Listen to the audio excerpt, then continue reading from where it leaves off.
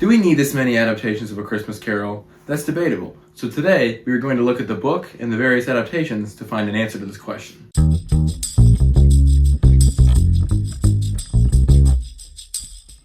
A Christmas Carol, written by Charles Dickens, illustrated by John Leech, was published by Chapman and Hall in 1843. This story is familiar to everyone, but the roots and influence of the story are lesser known and can help illuminate why this story is so special, poignant, and beloved. The atmosphere and idea of Christmas is indelibly linked to these pages. Snow coming down, Christmas trees, joyful and giving spirits, and ghosts. As I sit here and write this all wrapped up in my Christmas festivities at my grandmother's house, I don't see many Christmas drapings that are not directly linked to Charles Dickens. Fittingly, Dickens had written 3 other Christmas novellas prior to this one. When it was published on December 19th, every copy was gone by Christmas Eve. Due to legal battles with bootleggers, Dickens did not profit much off the book. But, deep into work on David Copperfield, but desiring to preach his carol message nonetheless, he did start doing public readings of the book in 1849, and continued until he died in 1870. It is perhaps his most well-known story, and certainly his magnum opus, never being out of print since its initial publication. A Christmas Carol entered the world at a time where its themes were ready to be studied. Christmas traditions were being reevaluated. The concept of the Christmas Carol itself was growing in popularity again.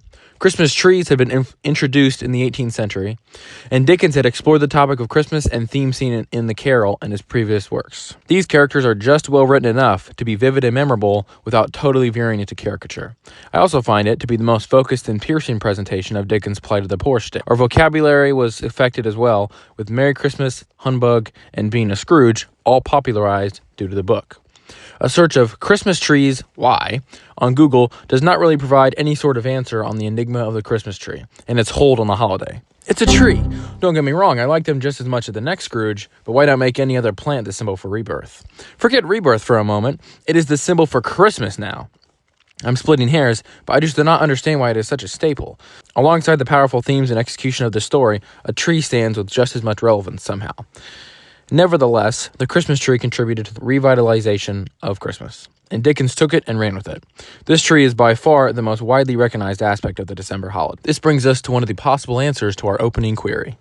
This story is inextricably linked with Christmas and our modern traditions, so leaving it behind, figuratively or literally, feels scary, dangerous, disrespectful even. All these traditions, themes, and ideas form our expectation of Christmas. The holiday did not hold the weight and cultural significance it does now. It was primarily for religious people, and it did not affect business, people, or the zeitgeist. Traditions were varied and insignificant. Dickens made it significant. He forced it to be palatable. He decided it would be something rich enough to analyze. His incredible writing made a little-known holiday a dominant cultural force. The written word did that. A culture that loves Christmas as much as we do will want to make its founding story their own. Adaptations. 135. 135. That is the estimated amount of adaptations across the silver screen, the theater stage, and the written word of A Christmas Carol. 135 adaptations for a book with 166 pages in its first edition. It is one of the most adapted works of literature of all time.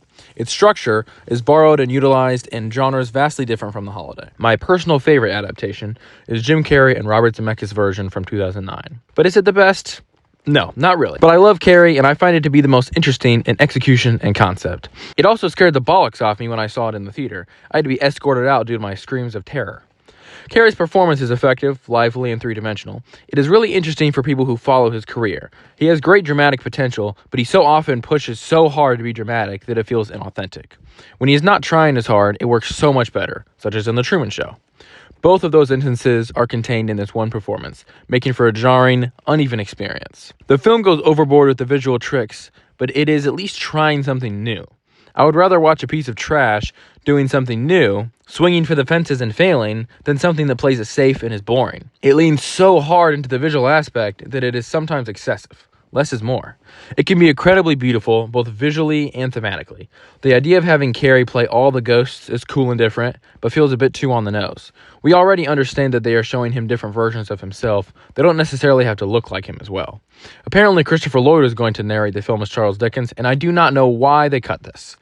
Lloyd has an amazing voice, and narration could have provided an anchor, a safety line, if you will, the film could cling to when it meanders, which it often does. It stretches the story out a bit too much in places, but there are a lot of little touches that I think are really clever and add more punch to the overall effect. Scrooge taking the coins off Marley's eyes to pay the mortician is a nice in-character gag. The ghosts outside of Scrooge's dwelling when Marley arrives, present in the book and absent in other adaptations, are very cool to see. The Ghost of Christmas Past looks like a personified candle, but not in a silly way. I think his design looks really cool, and the uncanny valley aids the effect in this instance. This Fezziwig actually sells the character as the most merry guy on the planet, something the other versions did not accomplish for me. Seeing Christmas present through the bottom of the house while soaring through the sky is visually incredible and a great idea. The representation of the neglected children of man, another addition commonly neglected, is chilling, disturbing, and effective. But there is an entirely pointless chase scene that feels like a video game. The Ghost of Christmas Future could have been more scary, particularly given how scary the rest of the adaptation is. When I went to see it in 2009, we didn't even get The Ghost of Christmas Future. It was so scary. However, the death of Tiny Tim and Bob Cratchit's unintentional emotional release in front of Scrooge is genius and incredible. This is the kind of excellent addition only possible in the medium of film. On the stage, you would not be able to see his face well enough to have any semblance of subtlety, and it would not come across the same way on the page. It also contains the greatest shot of acting Jim Carrey gives in this film. Carrey's traditional kind of acting also lends quite well to the transformed Scrooge, where he is almost manic with his renewed passion for life and gratitude to be alive. I believe the biggest problem with it is it does not understand what makes the story so timeless, beloved, and effective. I mean, Zemeckis called it one of his favorite stories dealing with time travel. I guess you could view it that way. Often it feels more like a proof of concept for the new CGI Zemeckis was pushing at the time than a true effort of passion for the source material.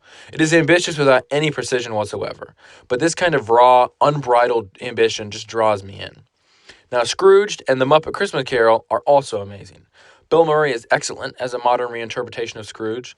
The ghosts are all unique and well executed, and the ending is so earnest, almost overdoing it, to be honest. Does Bill Murray unfairly give this a leg up? Yes, he is the best thing about it, but that is true of nearly everything he does. Scrooge is an excellent example of how this story can be stretched a decent amount and still maintain its weight and effectiveness. I would love to see another modern retelling done well. The Muppet version is spectacular. Michael Caine's decision to play it as seriously as he can is the funniest and best possible choice he could have made. I love how hardcore he went. The Ghost of Christmas Future is possibly the most terrifying of any adaptation. It is so unnatural and spooky.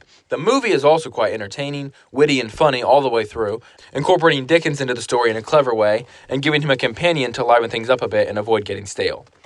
The ending drags a bit, though, and the other two spirits just do not work for me in design or execution. The 1984 version, starring George C. Scott, is quite well written and constructed, but Scott is definitely the reason it is so beloved amongst adaptations. His ever-present passion and verve sells the transformation essential to the story's effectiveness. The 1999 version is the same case, but with a worse movie around a good performance from Patrick Stewart. Mickey's Christmas Carol is one of the shortest adaptations, but handles the story and themes so efficiently. The use of iconic Disney characters in no way overshadows the themes or somber aspects of the plot. The 1938 film is interesting because it was made just before the close of the Great Depression, so the themes are more visceral. This shines through in the writing and tonal work, but there is nothing that stands out besides this. Something I noticed across all these adaptations is that they typically fall into a couple categories. 1, a great Scrooge performance in a mediocre film, or 2, a unique, inventive adaptation of the entire thing. Obviously, there is nothing wrong with tackling things from a different angle, but why can't we have a version that just tackles the themes and story in a straightforward way, with strong performances, writing, and direction, with no gimmicks? A gimmick can distract and subtract from the intent of a story or demonstration. Some of the weight of the story is lost under the gimmick or poor handling of the plot. Scrooged is one of the only adaptations with a true gimmick that still handles the themes pretty well. It is not perfect, but it was able to transpose the dressing of the story without losing the meat. However, there is still no version that everyone can point to as the standard. Each has its own strengths and weaknesses. I find it odd and funny that we have trouble totally nailing such a simple story, particularly given the amount of attempts that exist. The story has enough to it to make a straightforward version that is still captivating and incredible. This brings us to our second possible answer. The characters and themes are strong enough that they can be adapted or transformed in a variety of ways. The story works with an adult lens and with a childlike one. The massive influence of the story alone is enough for it to be endlessly adapted. Christmas dominates the latter half of the year, to a fault by now. The story takes on different meanings based on the needs and anxieties of the culture. It morphs into something different with each generation. A child's story, a critique of the rich, or a Christmas staple. A story that impactful and timeless will inevitably be adapted, analyzed, acclimated ad infinitum. It is human nature to redefine and re-examine ideas and topics that stand the test of time. This is how progress is made. But A Christmas Carol is simply a story of an old man everyone hates who becomes less hateable. On paper, this is not a groundbreaking idea. However, the pop, the zing, lies within the execution. His arc becomes a symbol of how people, and thus you, can change. The setting and festivity becomes something to emulate as big as you can. The themes are so relevant, they become something people want to associate with. The spirits visiting Scrooge forces us, the reader or viewer, to confront our mortality and our morality. Imagine how terrified you would be if 3 spirits visited you and showed you your past and eventual death. Horrifying. Dickens' authentic moral outrage gives the book a visceral relevance. There will always be poor people and greedy people, and a writer will always capture a reader with passion. The story does not really need to revolve around Christmas either. Swap Christmas for any big event, and the story still works. Make Scrooge an estranged family man who is accosted by the spirits the night before his daughter's wedding that he did not contribute to at all.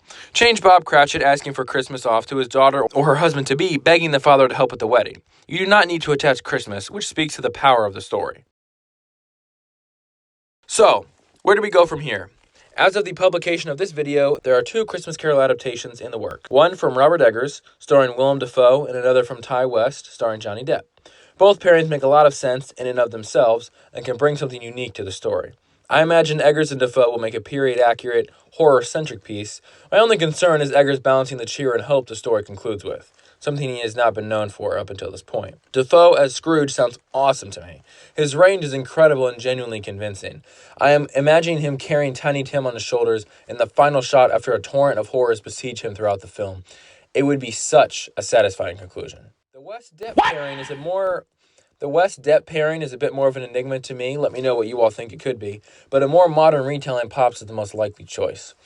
Making Scrooge more of a faded rock star type and bringing a contemporary setting to the story again, a la Scrooge with a bit more bite and grit to it, could be a really compelling film.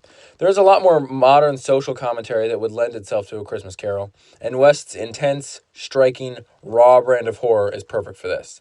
X balanced so many themes with a compelling story and a large cast of characters. Similar to Dafoe, Depp's ability to infuse humanity into any character would make for an excellent Ebenezer Scrooge. If I'm Ty West, I'm thinking Eggers is already doing an adaptation that will be historically accurate. My niche has been Americana. I'll go with that. Lean into the Scrooge idea of keeping basics but changing specifics. If you go with an aging rock star characterization, people from his celebrity past can flit in and out. From there, an exploration and meditation on celebrity and stardom is organic, perhaps getting a little meta and tying in Johnny's career and struggles. It's a little out there, but you have Johnny and everything that comes with that anyway. Just go all out. There are so many possibilities open, and that is so exciting. Before we go any further, I just want to personally thank each and every person who has subscribed and watched the channel thus far. It has been a personal goal of mine to have a YouTube channel for many, many years now. I just never did it. So it is very exhilarating and exciting to have over 100 views on my second video on the channel. So thank you very much, everybody. Well, there we have it. The major film adaptations try their hand at adapting the story in a myriad of ways, but miss the mark in some capacity. The story is powerful and timeless, but do we have too many adaptations? As long as they continue to adapt it with big, unique ideas and a reverence for the themes and source material, then God bless them, everyone.